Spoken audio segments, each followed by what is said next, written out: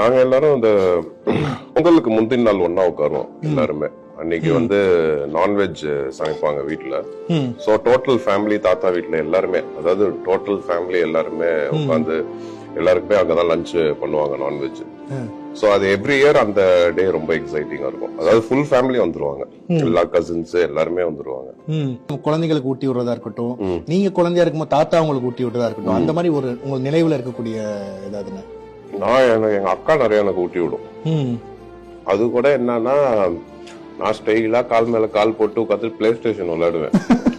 அது எனக்கு ஊட்டி விடும். எங்க அக்கா எனக்கு நிறைய ஊட்டி விடுவாப்ல. எங்க அம்மா வந்து எனக்கு தெரிஞ்சு நான் காலேஜ் படிக்கும் போதெல்லாம் கூட எனக்கு ஊட்டி விட்டுருக்காங்க. எங்க அக்கா தான் நிறைய ஊட்டி விடுறது. ஆமா. நான் ஃபர்ஸ்ட் மூவி பண்ணலான்னு நான் டிசைட் பண்ணும்போது கலாநிதி அண்ணனையும் மீட் பண்ணேன், உதய அண்ணனையும் மீட் பண்ணேன். ரெண்டு பேரையும் மீட் பண்ணேன். அப்போ ரெண்டு பேருமே வந்துட்டு இது வந்து சாதாரண விஷயம் கிடையாது, நீ பயங்கரமா கஷ்டப்பட்டு பண்ணணும், டெடிகேட்டடா இருக்கணும்லாம் அட்வைஸ் பண்ணாங்க. அப்புறம் அண்ணனை மீட் பண்ணும்போது அண்ணன் வந்து 2 டைரக்டர் ஆப்ஷன் கொடுத்திருந்தாங்க. இது மாதிரி பாண்டியராஜ் சார் பேரையும் சொல்லி இன்னொருத்தங்க பேரையும் சொல்லியிருந்தாங்க. அப்போ வந்து இல்ல நான் பாண்டியராஜ் சார் படமே பண்ணிடுறேன், ஏன்னா அவரு தான் குழந்தைங்களை வச்சு எடுத்திருக்காரு, நம்ம கொஞ்சம் ஈஸியா இருக்கும் அப்படின்னு. அப்போ வந்து பாண்டியராஜ் சார் கிட்ட கதை கேட்டேன். கேட்டுட்டா அவரோட ஃபர்ஸ்ட் படத்துக்கும் வம்சத்துக்கும் சம்பந்தமே இல்லாம இருக்கும். ஏன்னா வம்சம் வந்து கம்ப்ளீட் ஆக்ஷன் இதா இருக்கும். கேட்டுட்டா அப்புறம் அண்ணன் கிட்ட போய் சொன்னேன், இல்லண்ணா இந்த படம் பிடிச்சிருக்கு நான் பண்றேன்னு. அப்புறம் அப்பா ப்ரொடக்ஷன் ஸ்டார்ட் பண்ணாங்க. அப்படியே இது பண்ணோம். இன்னைக்கு வரைக்கும் படம் ரிலீஸ்ல இருந்து எல்லா இதுமே அவர்கிட்ட நான் சஜஷன் கேட்பேன். டிமாண்டி கூட வந்து நான் அவர்கிட்ட வந்து ரிக்வெஸ்ட் பண்ணேன், இது மாதிரி நீங்க ரிலீஸ் பண்ணா நல்லா இருக்கும். சூப்பர்ண்ணா. ஆக்சுவலா ரொம்ப சந்தோஷமா இருக்கு அருள். சான்ஸே இல்ல.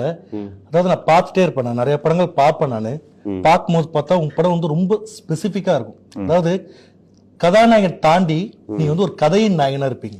அது ரொம்பவே மனசார சொல்ற ரொம்ப சந்தோஷமா இருக்கும். அண்ட் டிமாண்டி காலனி 2 போது அது ஒரு மாதிரி எக்ஸ்பெக்டேஷன் பையனை கேட்டு, அஜய் வந்து ரொம்ப நல்ல பையன், நிறைய பழகிருக்கு. நான் கூட நம்ம இந்த இமைக்கானோடிகளே பண்ணும்போது செம்மையா பண்ணுவோம். சான்ஸே இல்லை. நான் ஃபர்ஸ்ட் கேட்டேன், 4 நாள் தான் டேட்டுன்னு. அவன் சொல்றத பார்த்தா அப்புறம் இல்லடா நான் ஃபுல்லாவே கொடுக்குறேன் எடுத்துக்க அப்படின்ற மாதிரி. ஸோ உங்களுக்கு வந்து மிகப்பெரிய ஒரு வெற்றி படமே வாழ்த்துக்கள். அண்ட் முக்கியமான கேள்வி என்னன்னா, முதுகுல குத்துனவங்க வந்து நிறைய பேர் இருந்திருப்பாங்க உங்க லைஃப்ல. ஸோ அந்த மாதிரி முதுகு வேற பெருசு.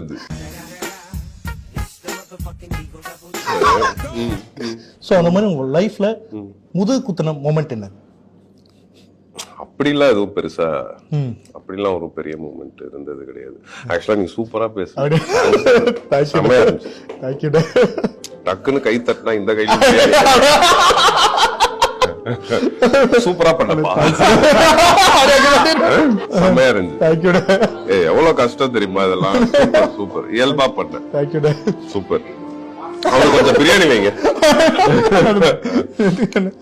அதான இந்த முதுகுல எல்லாம் யாரும் குத்துனது கிடையாது. அந்த மாதிரி ஒரு மொமெண்ட் எனக்கு டச்வுட் எனக்கு இருந்தவங்க எல்லாருமே நல்ல ஃப்ரெண்ட்ஸா இருந்திருக்காங்க. நான் பழகின ஆட்களும் எல்லாருமே சூப்பர்ண்ணே. இப்போ வந்து இப்போ ஃபார் எக்ஸாம்பிள் இப்போ நம்ம படம் ஆகஸ்ட் 15 அப்படின்னும் போது ஓகே, அந்த டேட்லயே வந்து இன்னும் ஒரு 2 படங்கள் வருது. எது ரிலீஸ் டேட்? ரிலீஸ் டேட் அப்ப அதான் சொன்னேன்ல, ரிலீஸ் டேட் வந்து என் கையில இல்ல. ரிலீஸ் டேட் வந்து ப்ரொடியூசர் தான் டிசைட் பண்ணுவாங்க. பட் இப்போ இது கொஞ்சம் ஒரு 4 நாள் ஹாலிடே மாதிரி வருது.